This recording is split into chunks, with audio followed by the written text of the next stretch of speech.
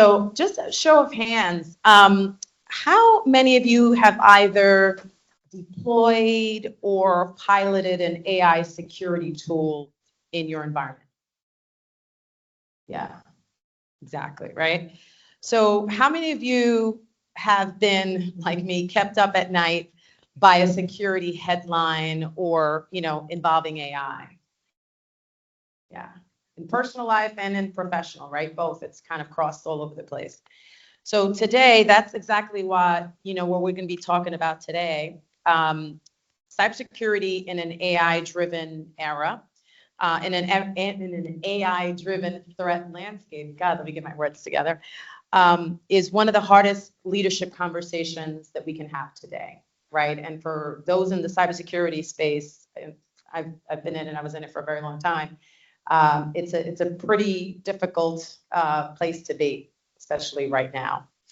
So with that, also today we're going to have a couple of speakers today. There we go.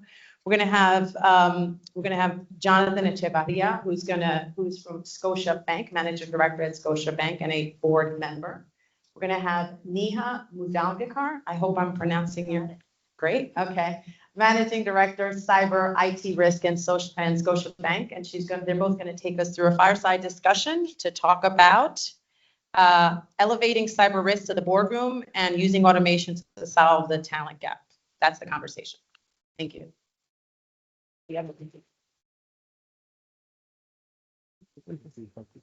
Sorry. Get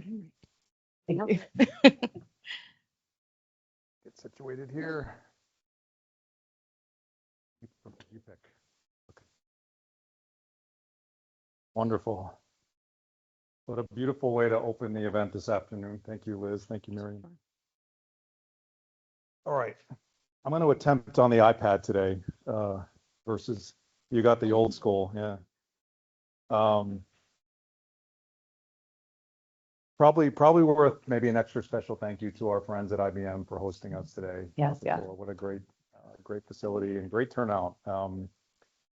This is, I'd say 2 weeks now. We've had 2 wonderful high-tech events, 2-3 weeks in a row, it's super exciting. And I think these regional events are turning into like a really nice treat for the high-tech community to come together. One more thing to celebrate though. This is our very first panel event for our team at Scotiabank to represent with high-tech. So we're super excited. Scotiabank signed up as a corporate partner of high-tech this year. And so, yeah, so we're super excited. Long-standing history.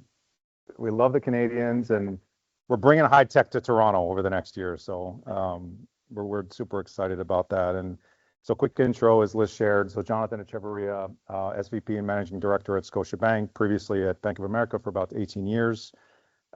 Very proud high-tech board member and recently high-tech board foundation member as well. And today I'm joined by a spectacular leader in the cybersecurity and technology field, Neha Mudalgekar, Managing Director at Scotiabank as well. She's held leadership roles at some very large financial institutions, now currently with Scotiabank, previously JP Morgan, I believe, and a couple of others. Carnegie Mellon graduate, and I think University of Pittsburgh as well. So what Neha does today at Scotia, she leads our cybersecurity and technology risk management practice, and amongst many responsibilities, oversees our cyber and technology risk and controls functions and teams for both the Chief Information Security Officer area, our Chief Information Officer areas, and a number of other international teams as well. So lots of experience in the cyber field. It's a fun one to be in right now. Thank you for joining us today. Yeah, of course.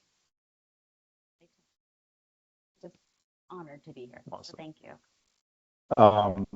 I think as Liz shared, we probably got asked to cover one of the most exciting topics there is, which is cyber and AI. So we're going to sort of take the conversation in a few different places, but certainly would love to hear from both our audience that's on the line as well as those in the room. I'll be ready with some of your questions. And I'm certain that many of you are familiar with what's happening in the industry today, but we're going to try to keep the conversation relatively high level, but we can get deep as there's interest. I think the maybe some of the fast facts just to scare us all into the conversation. So Frontier AI, in particular, Anthropic's Mythos, released just recently in the last month, has shown 99% effectiveness in discovering zero-day vulnerabilities that were unpatched at disclosure.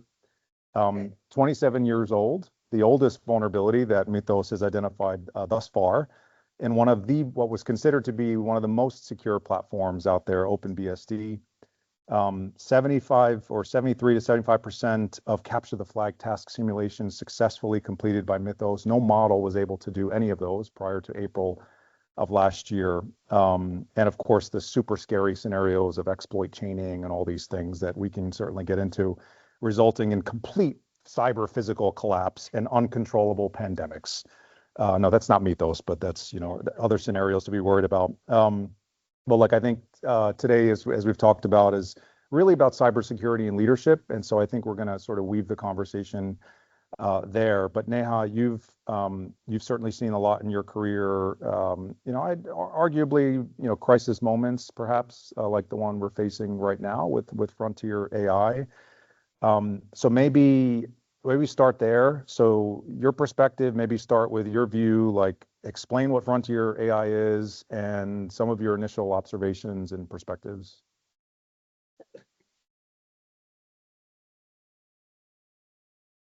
To the most current modernized capabilities we have with AI today. In its very simplest forms. These are models where they can read, they can write, they can synthesize large amounts of data with very little human guidance, which is just incredible if you think about like what it can do. But also, we've been having a lot of conversations around Frontier AI, et cetera, and putting on my governance hat, I'm thinking, we're going to have to implement Frontier AI or AI generally, like embed it within enterprise workflows. We have no choice. We have to keep up, right? Whether it's on the offense or the defense. And how do we provide governance and be able to assess these models at the same pace that we need to implement them? Yeah. So those are my early observations and things that we have to consider and really solve for very quickly. The opportunity is significant for folks like us. As I mentioned, there's so much reasoning that can be done so quickly. We have teams that are running much leaner than they have in the past. But at the same time, we're taking a super duper powerful tool that we have to help us with good. And at the same concurrently, we have some bad actors that are being able to leverage this for the bad. So there's a significant amount of exposure. So it's really that duality that we really have to balance and really think through, what's the pace we need to work at? What is that we really need to focus on? And being able to use these capabilities in a really secure way. Yeah. But being able to get the governance part of it in place fairly quickly.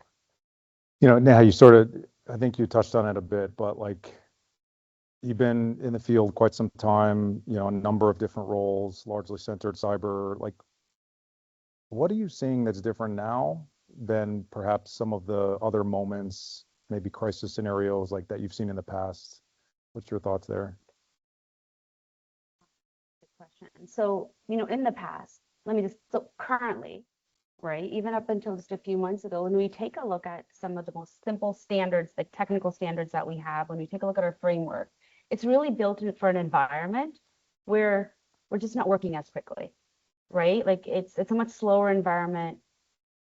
But now with AI coming into place, it's very different. So if you think about like the sophisticated attacks that were happening, it would take years to find a sophisticated attacker, to build a team, and to deploy a sophisticated attack. Now we're handing these tools like candy at a parade, right, to maybe some mid-level attackers, right? And they can figure this out very quickly. So the attacks are coming much faster. And when we take a look at how organizations are built today, we definitely have to change for tomorrow. They're built for yesterday, right? And so we really have to figure out, quite frankly, very quickly is how do we build up our defenses together, right? As a community of security leaders coming together. It's not a competitive edge. We have to do this as one. But that's the biggest difference I would see is really around the pace. So leadership attributes, like what are you observing for those leaders that you feel that are getting in front of the problem, sort of confronting it head on? What are some of the things that you see, capabilities that matter most now for CISOs, for security executives? How do you look at that?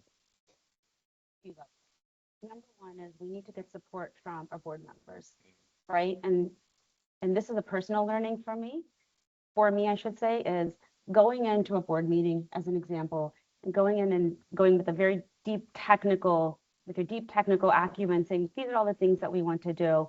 Quite frankly, board members, from my from my experience, don't care about transformers and how secure pipelines are being developed.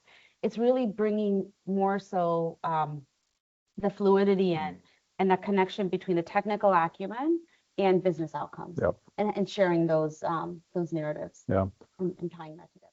I do. That's so right. And I think certainly, I know, for our firm, there's a lot more technology expertise on the boards now than there was certainly in the recent year or two.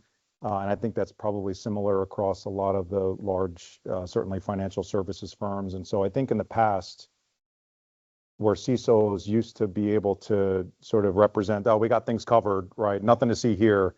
I do think the conversations are going into a lot more depth now during the board. And in fact, we have our quarterly board cycles coming up here at Scotia in just over a week. The single topic that is on every agenda at every risk committee or tech committee, the full board session, is frontier AI. And you can imagine it's been quite fun just sort of pulling together, right, what we're doing, how we're doing it, and how we're thinking about it, and how we're protecting the firm. Because in the end, that's what the boards are, their fiduciary duties are there to do. And how do we ensure that the board is informed the way that they need to during these moments?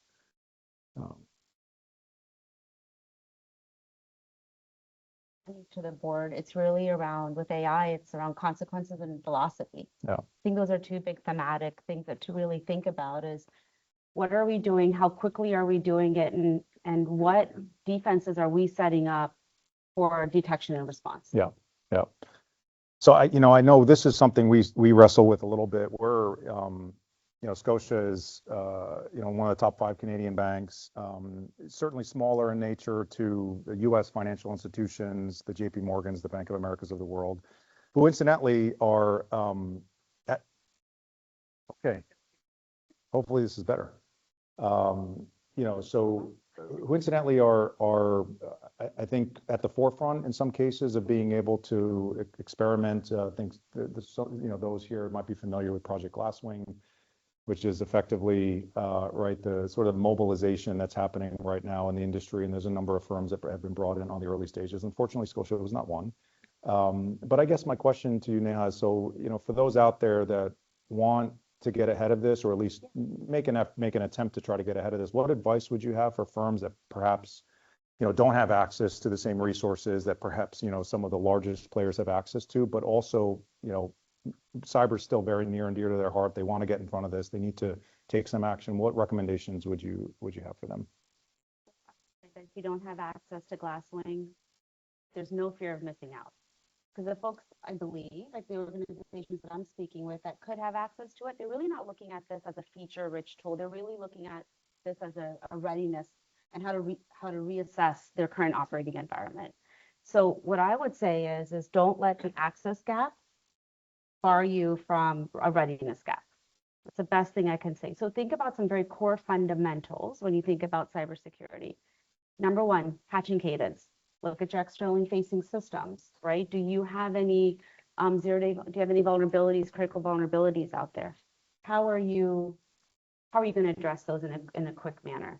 The second thing is asset inventory. It is so important, right? Knowing what you have on your network and how what's the security posture, what's the cyber health of the assets that you have on the network.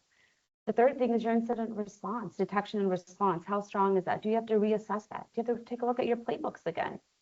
And I would say the last two things are your control environment. Do you know who the owners are, across your control environment? Have you had the conversations? And talking about conversations, it's really reaching out to your peers. things don't have to be formal all the time. In fact, I learn the most when I pick up the phone and talk to my former colleagues at other banks.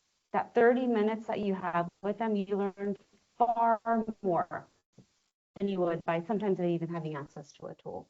So keep those channels warm within your communities, because when something does happen, and likely it will, you'll already be ready to go. Yeah, so it's great advice. A number of us happened to attend a conference last week, the ServiceNow Knowledge Conference out west, and it, maybe not so ironically, ran into a number of players, a couple of CISOs, ex-colleagues over at both B of A, Wells Fargo. The amount of information I gathered just from those hallway conversations was powerful, but it was a good reminder in general as to what you're sharing, which is you got to nurture those relationships, especially in the field of cyber, for sure. Yeah. There's so much learning out there. Yeah. So you touched on this a little bit, but I think, there's, generally speaking with cyber, there's no real competitive sort of differentiation, no competitive advantage with respect to, protecting firms at scale, trust. What would you recommend? So engagement at scale, third parties, industry consortiums. We know there's a number that are industry aligned. Any recommendations to be thinking about what's happening right now with frontier AI and maybe some of the firms leading edge? How are they approaching this, particularly as a collective village versus trying to do it on their own? Doing it on your own target Hmm. with the bad guys. So do this as a community. The threat actors are, right? They're collaborating. They're coming together as one unit. And I think we really have to, as the security your community as a whole needs to come back, be together as one as well. And what I mean by that is it's not about the competitiveness, like you said, oh, my breach is a little less, impactful than someone else's breach. It's really coming together, having those conversations. I can't stress enough how important it is to continue to build those relationships. There's also a third party component to this, which is a lot of the organizations that are out there. For me, I think FS-ISAC or any of the ISACs, depending on what industry you're in, has been the golden source. They've been very transparent. There's a lot of intelligence there, and then just taking that intelligence and talking to others within the community has been big. The other piece is also, at a certain point we look at LinkedIn, we look at the updates, we get all these summaries, and personally, what I found is with AI, you have to understand the mechanism. Yeah. Right? It's not just the risk component of it. So it's really important for me, I actually read the reports. I read what the regulators are putting out. I read white papers, not just the summaries, to really understand the mechanism on how AI works. It's very, very different. And just the risk summaries alone is not sufficient. Yeah. Yeah. Well, I know our former boss and colleague is now the chair over at FS-ISAC, and so he's been a great asset to tap and get some suggestions around what to focus on. And I guess maybe switching gears a little bit, into more of the leadership and your experience, your growth, right? Female leader in cyber, right? Probably one of maybe 13%, I think, is where the industry's at right now. Maybe even on the lower side when you look at CISOs, C-suite. Maybe 7-10%. I think some of the most recent numbers are. What has helped you thrive as a female leader in this industry? What are some of the things that have helped you to stand out? Like, what has helped you sort of to arrive at where you're at today? Deep question. And I wanted to tear up fast. So for the longest time, being a female in a very male-dominated industry, I've always seen as a disadvantage. And over the past few years, I've really reframed that to say, hey, there's actually a really distinct strategic position here that I have. And that comes with superpowers. And I'm all about capes, especially when you have kids at home and the cape. And so superpowers have really helped me. And I think this is agnostic to regardless of how you present yourself. One is I feel like I really have built this skill set to be able to read a room quickly. I think it's really important, especially in high pressure situations. When you think about what we're doing with AI coming, think about the Log4j events that we've had, think about Kasaya, all these events that we've all have experienced together. Being able to come into that room and saying, I'm going to bring some calm to this chaos. This is what we're going to do. This is how we're going to do it. Here's my recommendation. Having that openness has been really helpful. Helpful in that it also helps create trust and credibility, Yeah. right? Credit, and that then comes through consistent execution and and those relationships. The other thing I've learned is, yes, sometimes you have to work a little bit harder or maybe take a few extra steps to build that. But let's say, I am working on a playbook. I'm just making something up. Actually, I'm not. And I'm halfway through it. In the past, I'll be head down. I'll wait till I'm completely done with it and it's near what I think is perfect. And now I'll lift my head up and say, hey, I'm halfway through it. Would you mind taking a look at this and tell me what your thoughts are? And that helps. Honestly, that's really been helping me to, get allies. Yeah. Yeah. So it's a small little thing, but I don't see it as a disadvantage anymore. I really do see it as a very distinct, Yeah. Well, I get to see you in action quite often, and you're a force to be reckoned with for sure.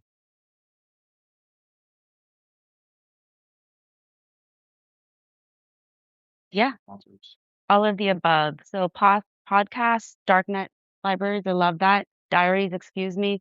It really gives you a practitioner's view of what's happening in this space. The other piece is, especially in cyber, it's really bringing in the practitioner component with geopolitical risks and the threats, right? So listening to Scott Galloway and how that's helped me is as Jonathan mentioned, I do support our chief security officer from a Tech 1B oversight perspective, but I also interface with all of our business facing CIOs, right? So on one side of the house, you're protecting the bank. On the other side of the house, you have CIOs that have to make sure that they have technologies up and running to make money for the bank, right? So having both of those views has been really, really important. Um, the other piece I shared is reading papers. I know I've been always a student for life. Always, always, always read the papers. You don't have to read everything. Pick one a week, right? And read through it. Keeping the relationships with, if you don't, at within your industry or other industries, because we're all facing many similar challenges. So that's really key. And I think, and then obviously the third party pieces that we talked about, like finding just some reliable, trustworthy organizations that you can turn to help complement all the other components that I just talked about. We brought up Scott Galloway. Mhm. So one of your if you did the podcast, Travis Mixture, great. It could be very vulgar. You said, not the thing one of I like it. kids to school, the soccer. They already know those words. But It's okay. they do really cool, and generally, I don't know if they do whatever one of the clients. Mhm. So like, Okay. Okay, these aren't going to be fun. I'm going to be honest, but these are my predictions. They're pretty straightforward. Um, Prediction number one is I do think that there's going to be regulatory enforcement with AI coming in the next 2 to 3 years. And I don't mean around data breaches, et cetera. I really mean governance around AI. How are we using it? How are we ensuring that we have the appropriate guardrails? Regulators aren't there yet, but they're catching on really fast. And it's not a bad thing. So going back to preparedness, don't wait. Start thinking about what we think our regulators will be asking for us because it's only a matter of maybe a year. So that's my prediction. Prediction number two, although not much of a prediction because we're starting to see this, but I predicted this before it started happening. Um, but I'll share it, which is I really do think the CISO role has been quite large, very large mandate. And what I see happening is that splitting a bit into a chief AI risk officer, not an AI, but a risk officer for AI, because the mandate's so large, you almost have to split the role to give it the justice and the attention that it needs. And the last one, I originally was thinking this would be a few years out, but I think it may even be a few months out, which is I think we're going to see the response to AI related attacks happening faster than humans see. We're going to be able to see something come in and it's going to be rectified the minute that it shows up at our front door. So those are my three predictions. I know you're probably thinking Nathan a bit, okay, so what's coming out, which makes me cheat, but no, those are my predictions. I think AI wins the Nobel Prize. That's what it should be just on the date. Yeah. It's not if when that happens. So maybe we'll open up just for season for anyone here in the room. We also have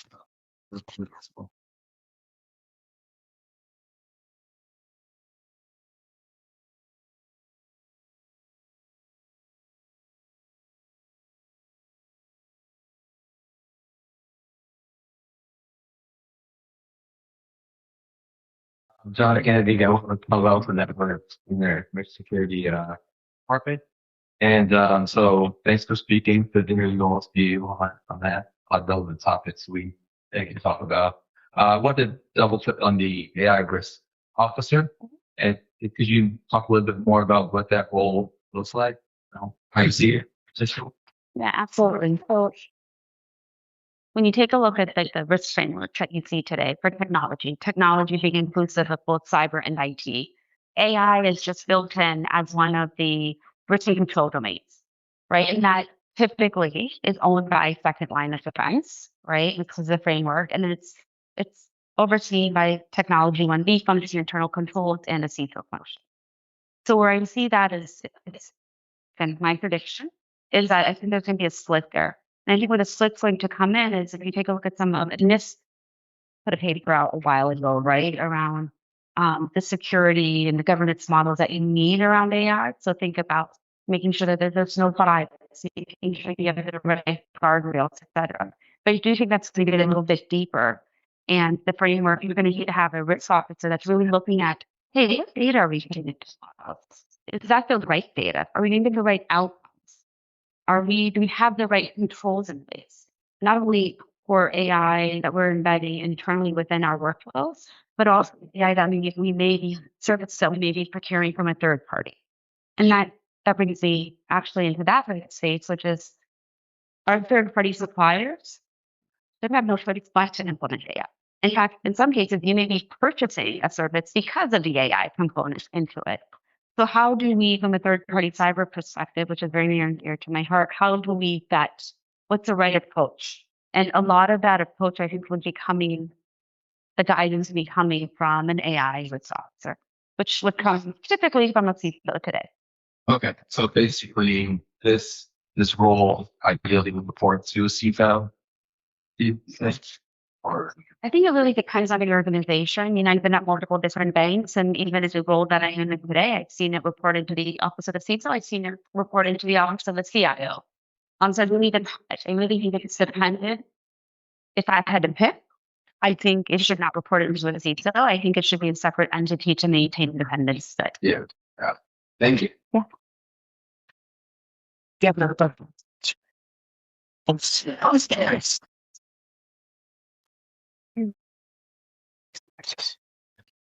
Hold on.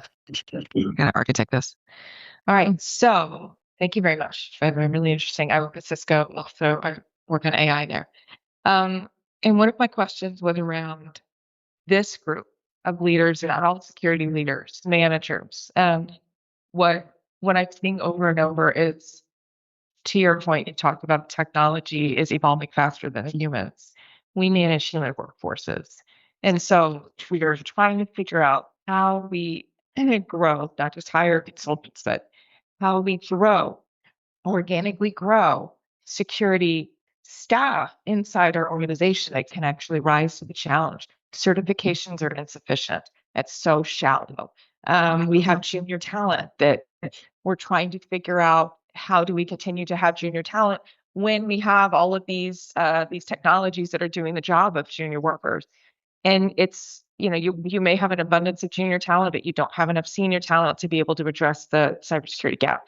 So it's a big question, I know, but what do you recommend that practitioners, managers, leaders do in companies where we're facing that kind of issue? Thank you. I think it is a great question. I think every large enterprise is challenged with. I do think, I know what we've started to do, at least within Scotia, is to measure what matters in a more intentional way than we've ever done in the past. So we're holding effectively cyber behavioral type scorecards that we use as a mechanism to understand who's failed the phishing tests, right? Who has not completed their training in the right time? What managers are not paying attention to what their teams are doing or not doing? Because that, to your point, is almost more important than what a particular individual is not doing. It's, are the managers paying attention? Because ultimately they need to be accountable to drive the right behavior across the space. But just getting to a more measurement scorecard type of approach to drive the right culture. We're also not assuming that we have it right. So we've been engaging key partners, some agencies, in the field as well to hear what's working well, what's working better, what are some of the emerging startups that have a little bit more flexibility, what do they do in this space to stay relevant and to monitor it. But we're always looking for new ways to do it. Our vishing campaigns have actually been pretty scary, the results that we've seen as a result of them, both internally and externally, and those are an area that we're really focused on as well. Anything else you'd add, Neha? Yeah, there was a second part of your question around how do we, from a talent perspective with AI. And I think it's a few things. I think the first thing is an early pipeline. So to your point, I know when I went to school, there was no cybersecurity degree, right? And so early pipeline, I think it's really important because a lot of the students coming out of many programs, even if technology isn't their core curriculum, they're learning about AI. And so I think it's really important that they're really talented. With regards to more senior cyber professionals, they may not have AI experience because it's now emerging more so than it has in the past 2 or 3 years, right? And it's really understanding, like, do they have that hunger to learn about it, the thirst to learn about it, and just always being a student. I think it's really, really, really important. And then it's all because of the pace at which the cyber landscape is changing, if you think about it. So I think it's just really important to find folks on your team that have a genuine discipline to want to stay on top of what's happening today. Because you can't learn everything in a classroom or at a conference. So you have that genuinely have that discipline to want to stay on top of it, and having the talent on your team that has that wantingness to do that, and is equally as important, as well as working, those things that John. We have one last question from online. From a cybersecurity leadership perspective, what are the most critical insights, guardrails, and practices that engineering teams should prioritize when building and operating systems in an agentic AI landscape? Oh boy, that's a good one. I don't know if the audience heard the question online. I think they might have, but it was tools, capabilities to build tools for in the agentic AI world. Do you want to take that one? Some of it is very foundational to things that we know today, in my opinion, right? Making sure you have your general controls in place that we're used to. I think the biggest one, better like just pick one in the interest of time, is access management is number one. So if you think about, and you and I talked about this a little bit last night, is like zero trust, right? If you think about the way zero trust was designed, it's really looking at how do external attackers come in and laterally build. And so to answer that question, I think we have to really think about how do we apply those same principles internally against AI systems. So the general controls that we would say, hey, I'm going to look at this specific user and how they can get in, or how somebody from the outside can get in. So what controls, and if you're going to build a moat or not, you have to think about how do we apply some of those. And building moat is not the answer, but how do we apply the similar controls to the AI systems themselves internally within your organization? So the last thing you want is your own AI tools that you're using as a defense to lock you out, right? So I would say that's probably the number one.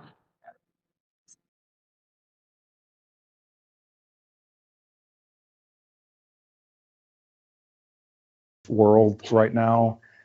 Last week I spent a couple of hours, first time in a while, just vibe coding and just having fun with it and playing around with, right?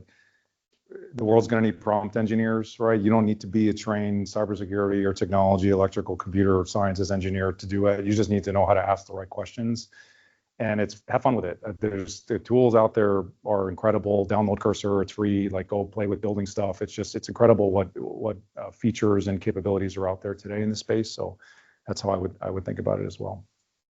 With that, I think we're going to wrap up our panel. Neha, thank you very much for joining me and joining us on your first high tech event. And we'll turn it back over to Liz.